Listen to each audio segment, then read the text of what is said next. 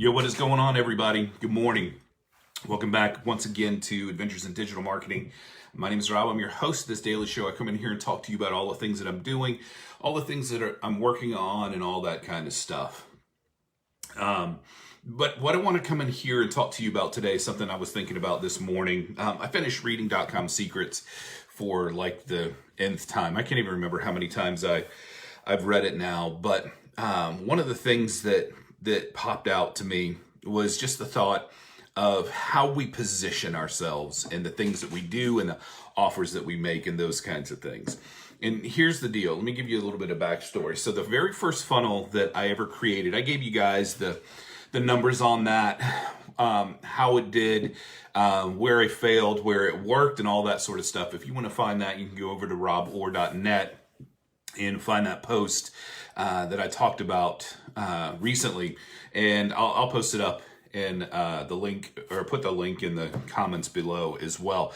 But the very first thing, the very first iteration of the page that I did, I worked really hard on this copy. I was looking at like stuff from Ben Settle. I was looking at the stuff from Kathy Olson. I was looking at trying to figure out all of the different things that Russell did in some of his various different funnels. So I had all this information coming in from all these different directions, but I really failed at one critical part, and it didn't even dawn on me till several months later when I was in a conversation with somebody else, and they were like, all you're talking about is how much work it is, and that kind of thing, and that doesn't sound very fun. And it was kind of like a light came on for me. I'm like, that makes a lot of sense, because you look at the things that Russell does, you look at the things that the most successful marketers in the space are doing, and what they're not talking about is how much work goes into creating those things. So, Russell will routinely talk about the idea of how sales funnels have revolutionized his business, and how he was able to save his business by creating and launching a funnel and stuff like that. And you hear about the end result, right? You hear about what he was able to achieve with that specific thing, and but what you don't hear about in most instances is how much time they spent filming and shooting the videos and creating the course assets that they were selling, and how much time they spent experimenting and trying different copy and different funnels and stuff like that, and how much money they spent on ads and all those kinds of things, because those are the things that are really the not really glorious parts of online business. There's a crap load of work that goes into creating anything online. And so here was my mistake. My mistake was in my copy on my first funnel. One of the things that I did was talked about how much work was involved. But the thing that I did is like, yeah, there's a lot of work in it, but I'm going to lead you through it. I'm going to take you hand in hand and walk you through and show you how to do all this stuff. And it like I said in that post, and you can go check the numbers, it worked, right? All of the numbers were coming out around the benchmarks where I needed them to be. Some of them were like through the roof, like way above what I had even expected. But the copy was talking about the work that was involved in that. So I don't know if this is something that you guys have struggled with, or when you're communicating with your audience about the things that you're offering, the courses that you're teaching, the things that you're helping people to learn how to do, talking about how much work is involved in that. Definitely would encourage you to avoid that mistake. You see, here's the thing is, all of these things are going to take a lot of work, but there's a time and a place to have that discussion.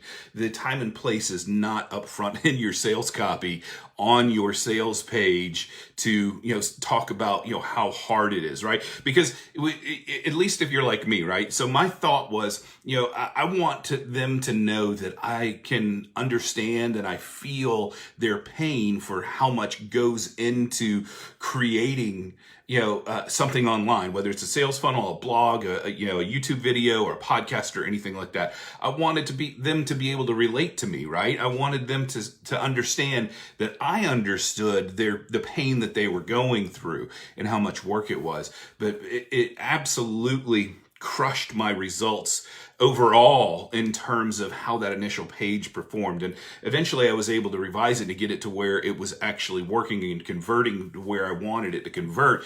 But man, the whole thing was just dripping with this idea of, hey, this is a lot of hard work and there's a lot of time and energy that you got to invest in this. And even some of the different posts that I had done associated with it were talking about that. And I think that the danger is that when you are trying to make that connection with your dream customer,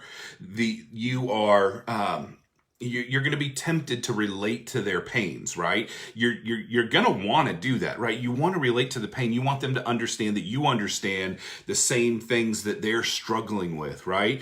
You want to make that connection there. But what you don't want to do is to, go on and on like I did, telling them, of how much hard work was involved in doing all this stuff. Like I said, there's a time and a place for that. But it's not going to be on your sales pages. And it was a big mistake that I made.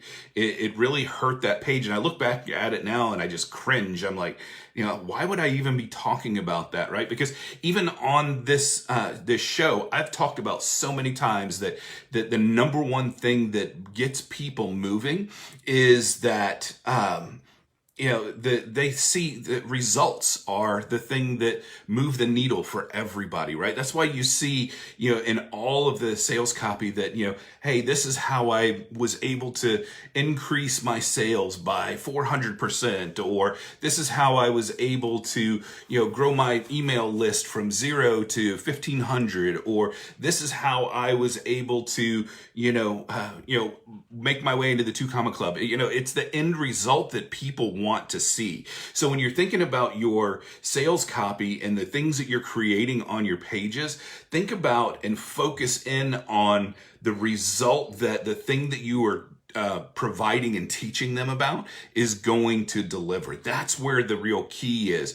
And yes, you can talk about the work that's involved. You can talk about being committed and all of those kinds of things.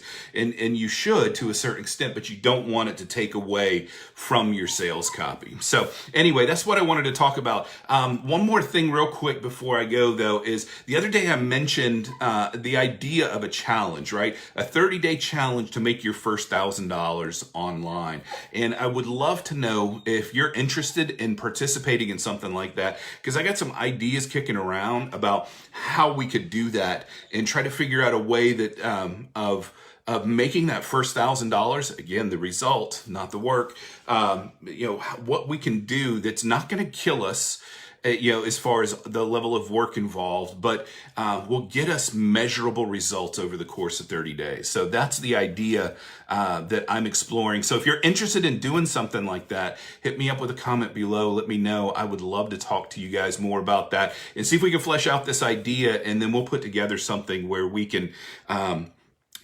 start to put together a program, because I know that we can do this. I know it can be done, and you could probably even do better than $1,000. But I like this $1,000 idea because $1,000 is not something that's like just so totally overwhelming. It seems like a reasonable thing that could be achieved. So anyway, let me know what you think about that. Hit me up in the comments below. You guys, thanks for watching. For those that have been with me live, Tara, thank you very much for being here.